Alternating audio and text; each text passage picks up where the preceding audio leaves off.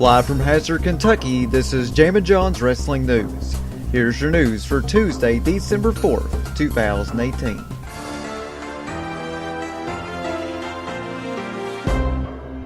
Last night's edition of Monday Night Raw did 2.286 million viewers, which was down from the previous 2018 low of 2.302 million viewers on October 1st. Here are the hourly numbers from ShowBuzzDaily.com. Hour number 1, 2.262 million. Hour number 2, 2.399 million. And hour number 3, 2.196 million. Last night's Raw was coming off last week's show, which was critically panned by fans and reviewers. NoDQ.com's Raw poll from last week had just 5% of fans give the show a thumbs up, and the results were acknowledged by mainstream sites such as Forbes. Last night's edition of Raw didn't fare much better, with just 12% of respondents giving the show a thumbs up.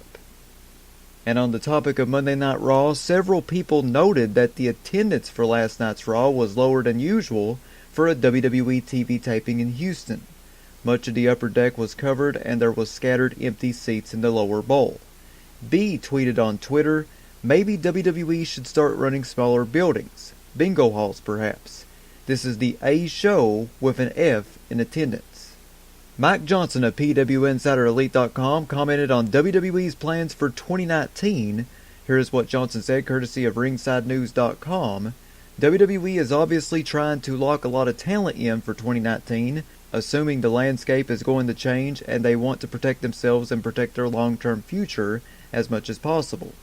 Which is, if you're WWE heading into the Fox deal, heading into the new USA Network deal, heading into what Vince McMahon has claimed will be sort of a reimagining of the live event process, heading into creating more content than ever before for the WWE streaming network, you know you want to protect yourself as much as possible, and I think that's what they're doing.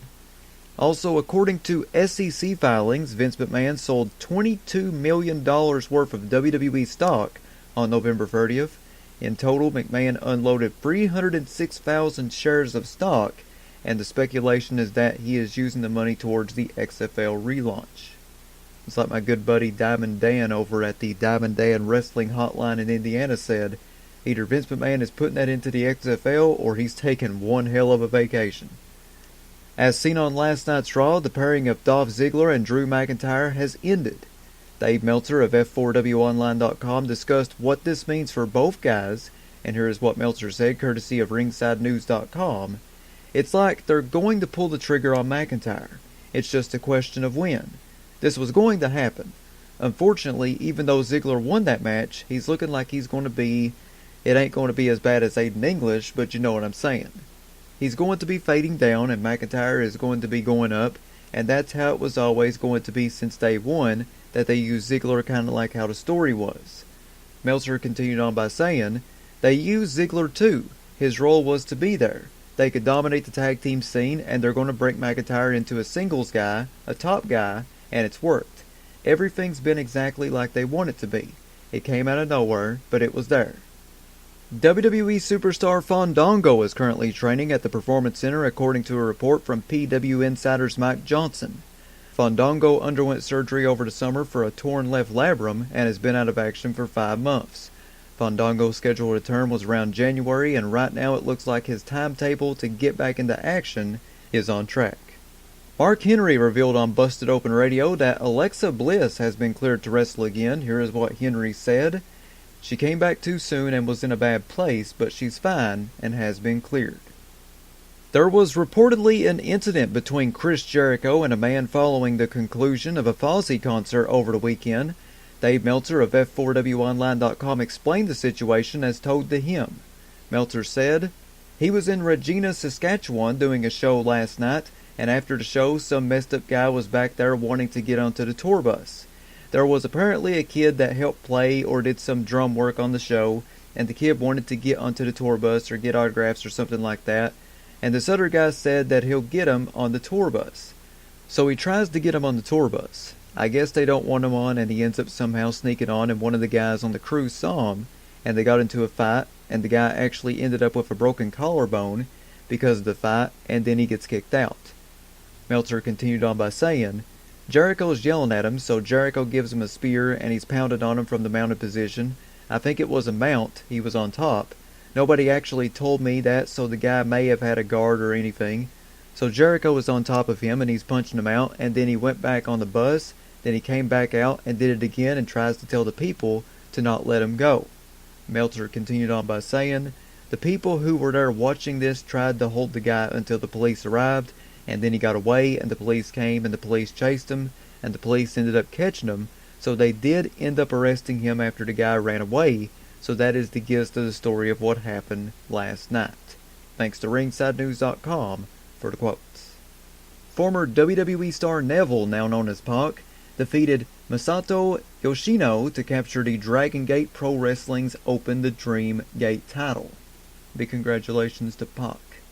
And finally, here on Jammin' John's Wrestling News, another tag team was broken up last night on Raw when Heath Slater defeated Rhino in a match made by Baron Corbin, where the loser would be fired from the brand. And there has been speculation that due to Rhino losing the match and being fired, it was actually meant in a way for Rhino to silently retire from professional wrestling as a whole. This has not been confirmed as of right now. I haven't really seen or heard anything official about Rhino retiring from professional wrestling, but I do know that he has been moved to the alumni section of WWE.com. So if he was to retire from professional wrestling as a whole, if it is made official, then I will let you guys know. So stay tuned to Jammin' John's Wrestling News for a breaking news update on that. That is your news for Tuesday, December 4th, 2018. Check back here tomorrow for another Jammin' John's Wrestling News Flash Briefing on Amazon Alexa devices, Spotify, YouTube, and Stitcher. Follow me on Twitter at John Caldwell, JONCOLWELL. Follow me on Instagram, the Jammin' John. If you'd like to sponsor Jammin' John's Wrestling News or your wrestling promotion, wanting to get your next big event out, you can email me, jzcaldwell@gmail.com. That's JZCOLWELL@gmail.com. Big shout out to Ryan Hurdle and Tony Nelson for subscribing to my Patreon. You too can subscribe to me by going to patreon.com/JamminJohn. I have free packages on there ranging from free to $7. Not a whole lot of money. I would really appreciate it if you supported me a little bit financially. Once again, that's patreon.com/JamminJohn. This is Jammin' John saying thanks, goodbye, and I'll see you tomorrow.